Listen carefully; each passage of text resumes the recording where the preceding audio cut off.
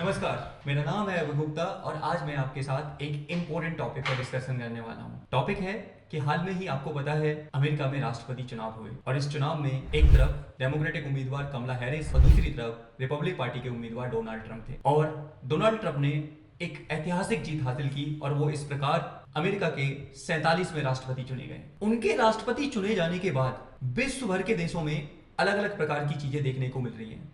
कुछ देश उनके राष्ट्रपति चुने जाने से बहुत ज्यादा खुश हैं, तो वहीं कुछ देश उनके राष्ट्रपति से चुने जाने से बहुत ज्यादा परेशान हैं। आज मैं और आप एक एक करके बात करने वाले हैं कि आखिर ट्रंप से कुछ देश इतने हैप्पी क्यों हैं, तो कुछ देश इतने ज्यादा दुखी क्यों हैं। सबसे पहले मैं शुरुआत करता हूं अपने पड़ोसी देश बांग्लादेश से। बांग्लादेश ने हाल में क्या हुआ है, आप जानते हैं कि शेख हसीना के सत्ता परिवर्तन हुआ और उसके बाद मोहम्मद यूनिस को इस अंतरिम सरकार में पीएम बनाया गया। आप एक बात बहुत अच्छे से जानते हैं कि जब उनको पीएम बनाया गया उस समय बांग्लादेश में बड़े लेवल पर हिंसा हुई और इस हिंसा में अल्पसंख्यक हिंदुओं को सबसे ज्यादा टारगेट बनाया गया और इस मुद्दे को इंटरनेशनल प्लेटफॉर्म पर अगर किसी नेता ने सबसे ज्यादा उठाया तो वो नेता है डोनाल्ड ट्रंप।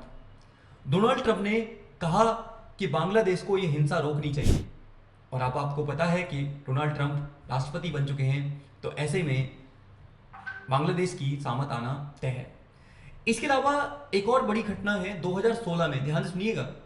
उस समय आपको पता है डोनाल्ड ट्रंप के सामने हिलेरी क्लिंटन थी, डेमोक्रेटिक पार्टी की उम्मीदवार, और उस समय ऐसा बताते हैं कि मोहम्मद यूनिस ने हिलेरी क्लिंटन को जिताने के लिए 2 से 3 लाख डॉलर रुपए खर्च किए थे, डोनेशन दिया था रिपब्लिक पार्टी को, जिसकी वजह से मोहम्मद यूनिस को डोनाल्ड ट्रंप ने माइक्रो फाइनेंसर कहा था।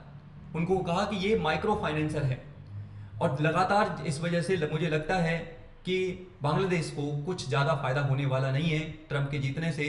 उनके ऊपर बांग्लादेश को कुछ समस्याएं, कुछ चुनौतियों का सामना करना पड़ सकता है, ये आपको याद रखना है। सबसे पहले बांग्लादेश, उसके बाद कनाडा। कहने को देखो, आप जानते हो कि कनाडा और अमेरिका पड़ोसी देश हैं। 49 डिग्री पैरेलल दोनों के बीच में सीमा विभाजन का काम करती है।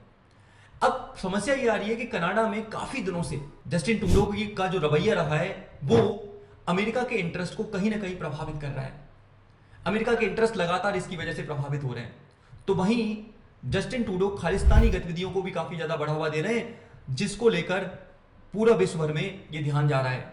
और उनका कहना है कि जस्टिन ट्रूडो के खालिस्तान के आंदोलन को कंट्रोल ना कर पाने की वजह से क्या देखने को मिल रहा है, एक बड़ी समस्या धीरे धीरे अमेरिका में भी देखने को मिल रही है।